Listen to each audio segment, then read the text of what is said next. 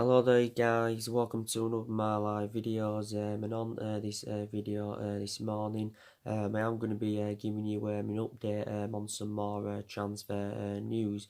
So I'm going to be giving you an update regarding Ashley Young. Also going to give you a bit more additional information regarding Vidal, and there is lots of other things to currently talk about. But the first topic of the development I'm going to start with is Ashley Young. So according to recent reports, this is actually now stemming from Sky in Italy. It's also stemming from the BBC, which are obviously now two reliable sources, and they are now saying that Inter Milan are in talks with Man United over signing Ashley Young. Reportedly, Inter Milan are determined to offer Ashley Young around an 18-month contract if he is to sign if Inter Milan, can sign him this month and that. Solskjaer, of course, has had his overarching view on it. Obviously, I think he's reluctant to let players go. If we can't make many signings in this January transfer window. But actually, Solskjaer insists he actually wants Ashley Young to stay at the football club. But I do believe anyway, Ashley Young is one of the problematic players that does need to be moved on. Obviously, Young has initially lost his place in the team. Because obviously, since the arrival of Wan-Bissaka, has been established as our first choice right back and that. But like I said, Young has passed his sell-by date at the football club. He's now into his ninth season at Manchester United. I think he's played around 18 games so far this season. He's enjoyed, of course, 8 years at the football club. And I think in all competitions, since his arrival from Aston Villa back in 2011, he has made around 260 odd appearances. But as you all know, Ashley Young is 35. I think he's 35 this year sometime. I can't remember, when his birthday is. But yeah, Inter Milan are in for him. But I think, Man United should let him go. His current contract does expire at the end of the season. Because don't forget, Man United give Ashley Young a new 1-year extension in February of last year. And I think, that's one of the mistakes Man United did make, was giving him a new 1-year extension and that. So, and obviously, Inter Milan, got two of our players last summer. Obviously, they got Lukaku for around 70 odd million pounds. Obviously, they got Alexis Sanchez on loan. So maybe, they could get Ashley Young off us as well. So like I said, that's stemming from Sky and the BBC. I think it says in the BBC that his future is set to be... we'll know what's going on with Ashley Young. His future, will be confirmed within the next 24 hours. So I just wanted to keep you up to date with that. The news regarding Vidal, reportedly his current agent has travelled to Europe from Chile, to have negotiations with clubs that are interested in signing him. So reportedly, Man United are set to hold negotiations, or already have had negotiations with Vidal's representatives over a possible move to Old Trafford. Also to Inter Milan are in for Vidal. Now obviously Vidal is a cheaper solution. Reportedly he only would cost in the excess of around 17 million pounds. So take into account is a much cheaper solution like Bruno Fernandes, James Maddison and all that. But I'm very sceptical, that we will get Vidal. I don't think there's a lot in this, to be quite honest with you. Barcelona have given their overarching view on it, and they're convinced that he will not be sold in this January transfer window, despite the fact that he's initially lost his place in the team and that. I think Vidal has made a total of 73 appearances for Barcelona in all competitions since his arrival from Bayern Munich back in 2018, I think it was. Obviously, the vast majority of his appearances for Barcelona have actually now come off the bench. I think he's made around 48 appearances in the La Liga. You know, obviously he doesn't fit the he isn't in that category. He doesn't fit the category of what obviously Solskjaer wants to bring in, because Solskjaer did confirm he still wants to continue the policy of recruiting young players in. You know, he wants to like recommend players in from age 22 to 25 and that. And of course, Vidal is 32, so I've got element of concerns, obviously, regarding his age. But overall, I admire his career, because I think Vidal has done really well. Obviously, I think his current contract expires. Is it like if he's got around 18 months left on his contract? Well, his contract was set to expire at the end of this season, but I think he'd actually been given a new 1 year extension by Barcelona. Before he was at Barcelona, Vidal, like I said, he was at Bayern Munich. He was very good with Munich. Before he was at Munich, he was at Juventus. Before that, he was at Leverkusen. And when he was a lot younger, he was at Coca-Cola. Was at Arto Vidal. But he's not one of our main priority targets, like I said. But obviously, we've inquired about getting him in. We've probably seen him as an alternative, because it's very unlikely that we're going to get James Maddison. It's also unlikely that we're going to get Christian Eriksen. Actually, I also said recently that Inter Milan are in for Christian Eriksen. It says they were set to sign him for around £20 million. So that's the latest news on that. But like I said, anyway, we've got to address that midfield. It's one of the priority areas, where Man United do need to strengthen up, because we do look very exposed in that midfield. Following the injuries, to Paul Pogba, also following the injuries to McTominay, that like we do look very exposed in that in midfield.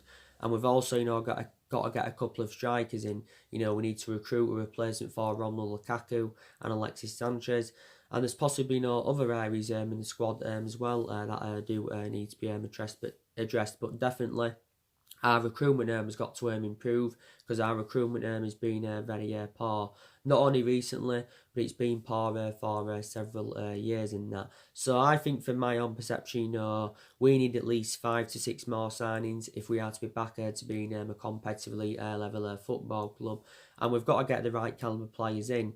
But I think it's going to be extremely difficult for us, to get the right calibre players in, with how inconsistent we are.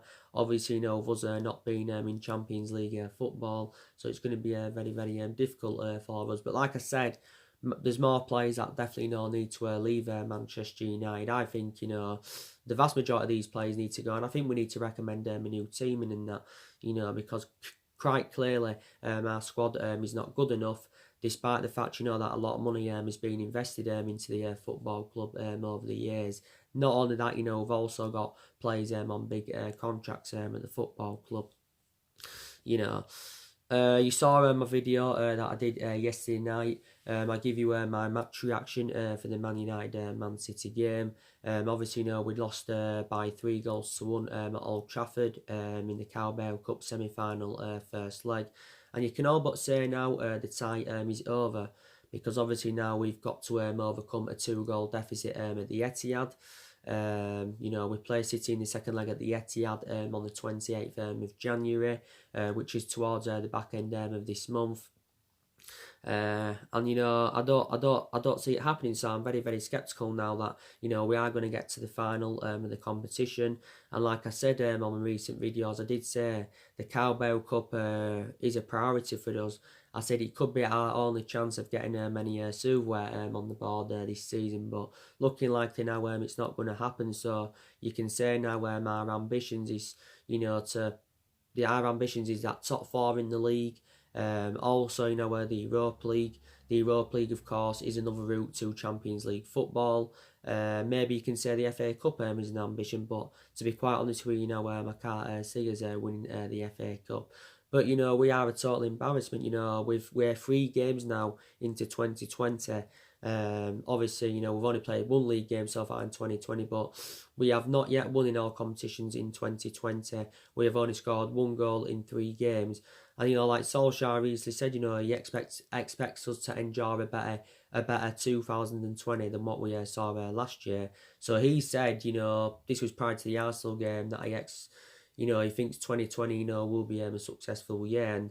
And, I think, we could actually enjoy a worse year this year than what we saw last year, because for the vast majority of last year, we was very, very inconsistent in that. And yeah, and we really, really was. But gotta say, the performance was dreadful yesterday against Manchester City, especially now in the first half. Solskjaer would actually give his overarching view on it, and that's one aspect to me that credits Solskjaer. There's some aspects to me that credit him. He has got a lot of honesty about him.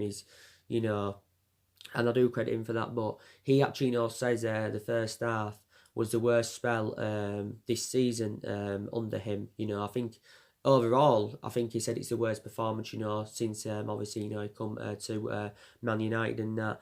Obviously, he's questioned the pride of the players, but the first half was absolutely appalling. We got dismantled by an elite Manchester City team. We was 3-0 down at half time in the game. I don't think we created nothing except the goal. I don't think we created chances. Couldn't string 2 or 3 passes together. Couldn't keep hold of the ball. There was no intensity. There was no fight. There was no passion. There was no desire. It looked like a training session in the first half. And City's first goal, was a worldie, by Bernardo Silva. I thought had an exceptional game for them. No keeper was saving that. But 2 of the goals were from 2 individual mistakes from us. The second one, obviously, the blame stems from Lindelof. Bernardo Silva plays Raheem Mahrez through. Lindelof slips. Didn't read properly. His composure was poor then. And Raheem Mahrez rounded the goalkeeper, and that was 2-0 at City.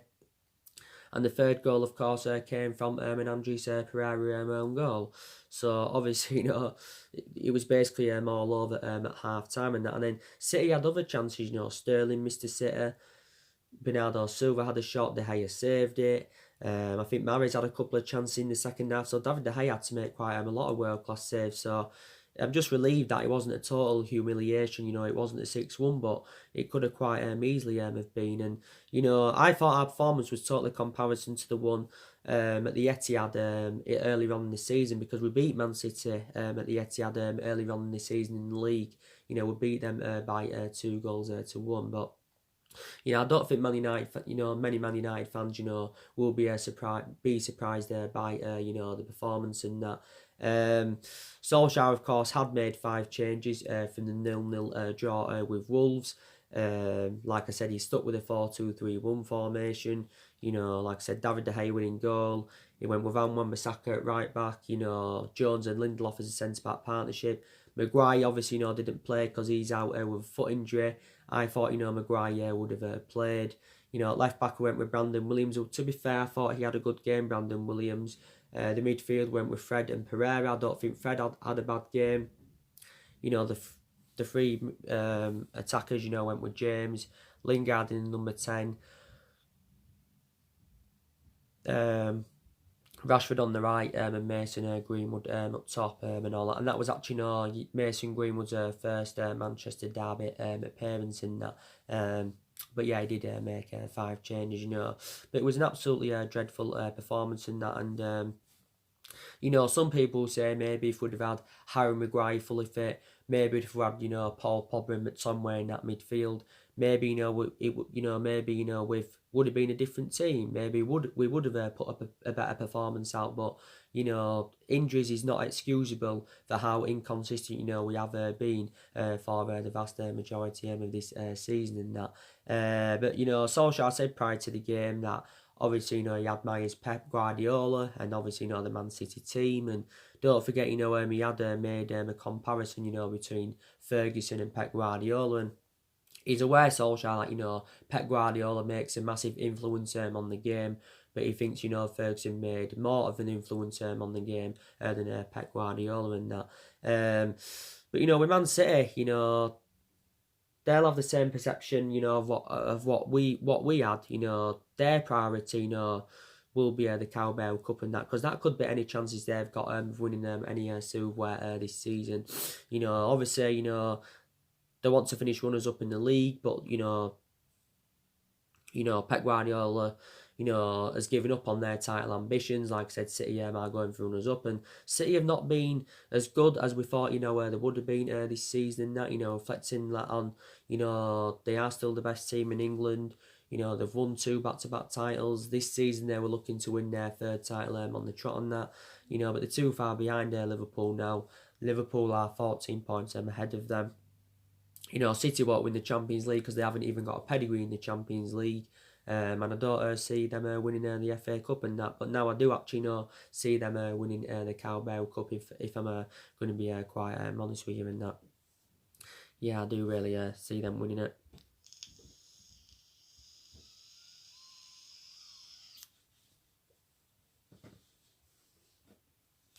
I do see City winning the Carabao Cup and all and that. And yeah, so we've got to hope for a miracle at the Etihad in the second leg. That's all basically now we can hope for basically now. And you know, but yeah, I think definitely now City are going to win the Carabao Cup.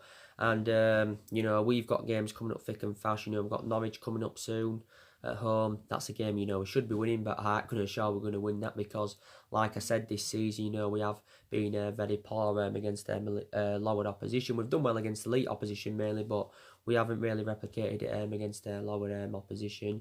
Obviously, Liverpool coming up after Norwich. Very, very difficult game. I'm very sceptical that we're going to get anything from Liverpool. It is at Anfield. Obviously, you know, in the reverse fixture at Old Trafford early on this season, it was a 1-1 draw.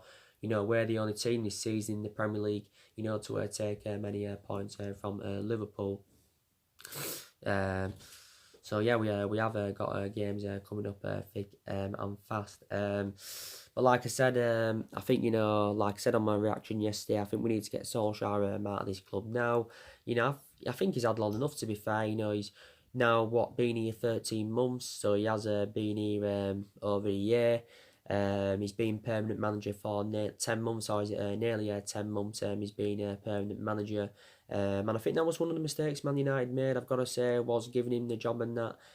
We gave him the job in March of last year, and of course he's on a 3-year contract with the football club worth around £7.5 million a year and that. Obviously, I'm still sceptical that Man United will sack Solskjaer at this present time.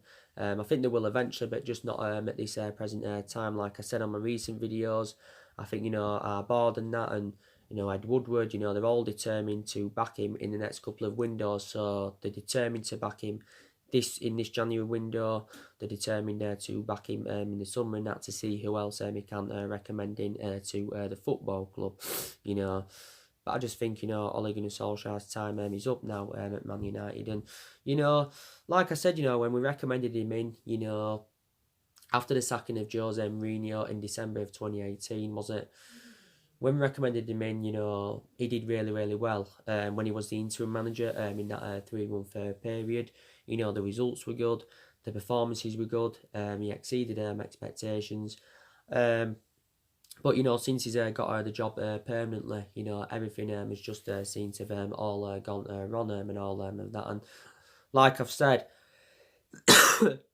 we're very convinced that, you know, his managerial tenure isn't going to work out at the football club. But, you know, we'll still never forget, you know, what he has done for the football club, because, like I took into account, he was a great player for us. He served 11 years at the club, and he flourished under Alex Ferguson's guidance in that. But like I said on my recent videos, you know, Solskjaer as a manager is totally comparison to how he was as a player in that. Like, what I mean in that aspect is that he hasn't really got that managerial experience. He's not a top-level manager, he's Solskjaer. You know, the Man United is the 3rd club he's managing. You know, obviously, he was at Malden Cardiff before he came at Man United and that. He knows the club, he knows the culture of the club and that, you know, but he's just not good enough as a manager, and that's something we have got to accept. He is not good enough to you know, be a manager, and he won't elevate Manchester United forward. I think we'll get worse and worse, as long as however long, we do keep Ole Gunnar Solskjaer in at the football club, But, we've got to recommend a top-level manager in. We have to do that, and, don't get me wrong, whether, like I said, any manager we get in, or even Solskjaer, the total comparison to Ferguson, like I said, Solskjaer or any other manager wouldn't invoke Ferguson's legacy at the football club and that. So take that into account, because I don't think we'll ever be the team that we was under Alex Ferguson, if I'm going to be quite honest with you.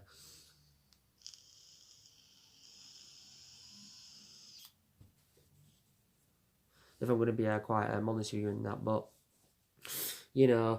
it's not all of the blame stems from Solskjaer. It's a bit unfair, to put all the blame on him, because not all of the blame is from him. I think others need to take responsibility. The players are not good enough. They're not playing with any heart, passion, or desire. They're not playing for the badge. The board, I think the vast majority of the blame stems from the board. I think we've got to definitely get rid of our board and recommend a new board in. Ed Woodward's also accountable. I think we've also got to get Ed Woodward out with this football club. I think we need to get the Glazers out. Probably the coaching staff need to go. Michael Carrick, I'll say the same thing of what I said in the aspects of Solskjaer. Carrick was a great long-serving player for the club.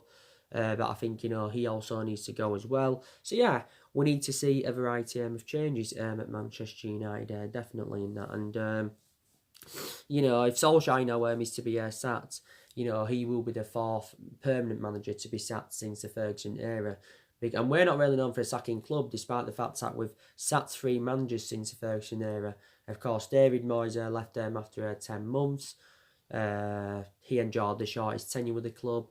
Van Gaal left just over a year, despite the fact he won the FA Cup. And Jose Mourinho got sacked after a 2.5-year tenure, and he won the Europa League and the League Cup in his first season. Maybe now we will come to regret why we got rid of Jose Mourinho. Maybe some United fans won't regret why we got rid of Mourinho. In the end, probably he did have to go, because the style of play under Mourinho was atrocious and that.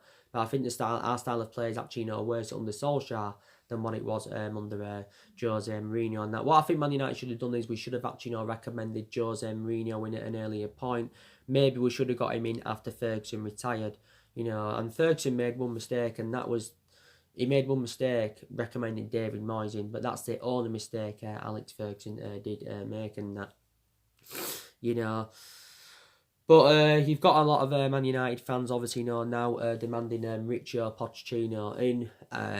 I think, like I said, if Solskjaer is to be sacked, it's very, very imminent. He will be our next manager, providing that, he doesn't get another job by the time Ole Gunnar Solskjaer is sacked and that. Like I said, Pochettino's totally comparison to Solskjaer. I think Pochettino is a much better manager than Solskjaer. He's got that managerial experience. And I think, if he came to Man United, Pochettino, he can replicate, what he did in his 5.5 years with Tottenham. He can replicate, what he did with Southampton, because I thought he enjoyed a really good short tenure with Southampton and that. But I honestly do believe that Pochettino would suit the strappings of the club.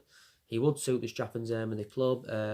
He can develop youth, like he proven in his 5.5 years with Tottenham, and he's got he's got it, and he's got that stature to get us in that commanding position, where we do want to be. Okay, my only element of concern I've got about Pochettino is that he hasn't won out in terms of silverware, but that's my only element of concern I have got about him. Pochettino at the moment has managed a total of 3 clubs: Espanyol, Southampton, Tottenham.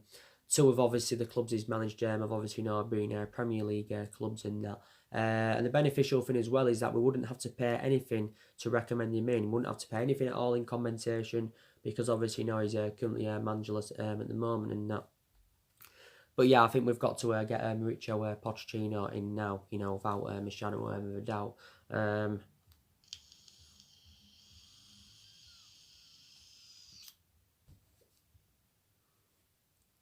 yes, I think we've actually got to get him in now. It was a shame as well last summer that we didn't get a director of footballing, because I did actually say that's one of the structural changes that we do need at the football club. So shame that we obviously didn't get one in. But like I said, my element of concerns about Solskjaer is that, like I said, no managerial experience, hardly. Tactically naive, he's been tactically naive for the vast majority of this season. He has no plan B. He has no plan B. He basically has nothing.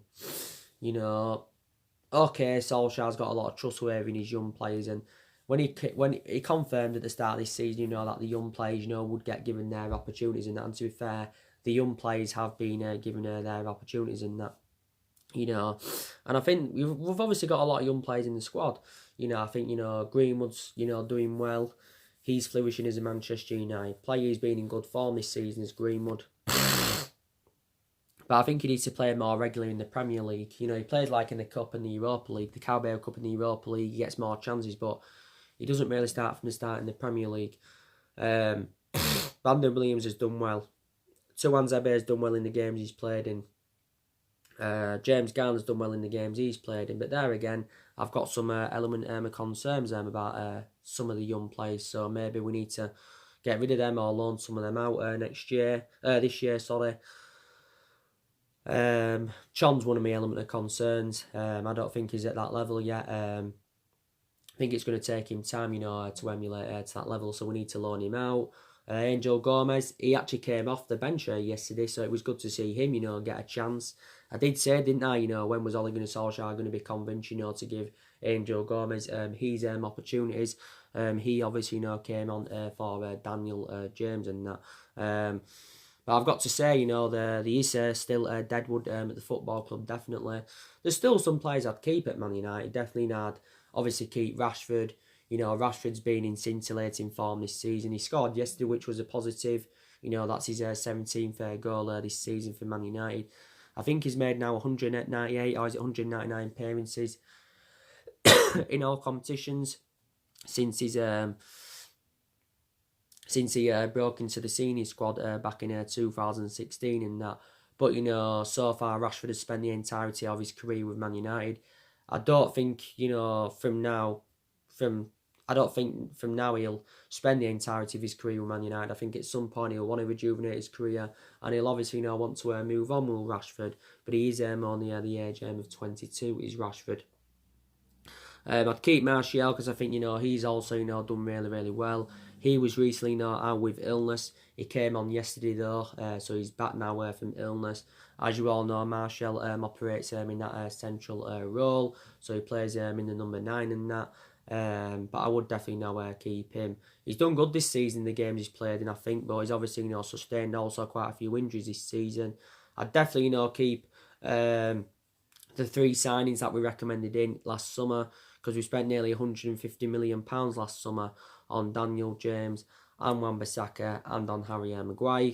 I'd definitely keep all of them, because you could say that they've been our best players of the 3 signings. Jesse Lingard, you've got also a lot of United fans demanding him out of the football club, And Lingard, I said, reflects on his status at the football club. He's not performing to the standards as we should expect from him. I've got element of concerns about him now, to be quite honest with you. But he was, again, very, very poor yesterday. He was operating in that number 10. And like I said, we should consider getting the number 10 in this year, because I think we've got around 3 players that can play in the number 10. You've got Lingard, obviously, Pereira. I've got also a limited concerns about Pereira, and also to Juan Mata. But obviously Juan Mata doesn't get in the team now hardly. I think he's had a good career with Man United, but I think he's lost that yard of pace as Juan Mata. So maybe we should consider getting number 10 in now. We should go with a system where we can avoid playing number 10. Maybe go with 3 at the back, or maybe go with a 4-3-3 in that. But Lingard was very, very poor in that, and got a lot of reservations by now. But Lingard's been here a number of years, and Solskjaer confirmed that he's known Lingard for years, and that I think he before I used to spend a lot of time on social media, and Solskjaer came out and said, that he has warned him about that. Matic is definitely one of the players that needs to be moved on because he's too slow. He's too easily predictable in that midfield.